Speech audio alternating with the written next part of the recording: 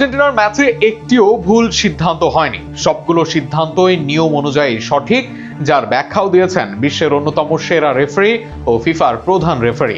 ডিফেন্ডারদের পায়ে বল আগে লাগলে এরপর পা লাগলে ফাউল হয় না, সেই ব্যাখ্যাও স্পষ্টভাবেই দিয়েছেন তিনি।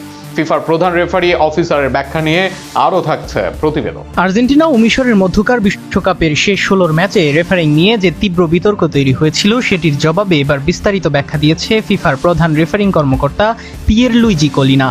বিশ্বের অন্যতম সেরা রেফারি হিসেবে পরিচিত এই ইতালিয়ান কিংবদন্তি স্পষ্ট ভাষায় জানিয়েছেন, ম্যাচটিতে রেফারি ও ভিডিও সহকারী রেফারির নেয়া কোনো সিদ্ধান্তই ভুল ছিল না এবং প্রতিটি সিদ্ধান্তই ফুটবলের প্রচলিত আইন অনুযায়ী সঠিকভাবেই নেওয়া হয়েছে। কলিনা বলেন, ফুটবলে রেফারির সিদ্ধান্ত নিয়ে আলোচনা সবসময়ই থাকবে, তবে ভিত্তিহীন অভিযোগের কোনো জায়গা নেই।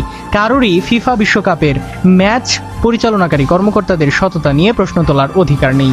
এমন অভিযোগ অনেক সময় রেফারি ও তার পরিবারের বিরুদ্ধে হুমকির জন্ম দেয়, যা কোনোভাবেই গ্রহণযোগ্য নয়। তিনি আরও পরিষ্কার করে জানান, ফিফার রেফারিং বিভাগ সম্পূর্ণ স্বাধীনভাবে কাজ করে, এমনকি ফিফা সভাপতি জিয়ান্নি ইনফান্তিনো রেফারিদের সিদ্ধান্তে কোনো ধরনের প্রভাব বিস্তার করেন না।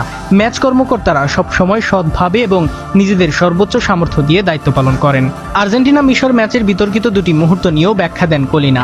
তার মতে, আর্জেন্টিনার একটি গোলের আগে মিশরের মারওয়ান আতিয়া লিজান্দ্রো মার্টিনেজের পায়ের উপর স্পষ্টভাবে পা দেন। রেফারির মাঠে ঘটনাটি দেখতে না পারলেও ভিএআর সেটি শনাক্ত করে এবং গোলের আগে ফাউল হওয়ার সিদ্ধান্ত পর্যালোচনার সুপারিশ করে। ফুটবলের আইনে এটি স্পষ্ট ফাউল, তাই সেই সিদ্ধান্ত পুরোপুরি সঠিক ছিল। অন্যদিকে ম্যাচের শেষ দিকে মোহাম্মদ সালাহর সংঘর্ষে নিয়েও ব্যাখ্যা দেন তিনি।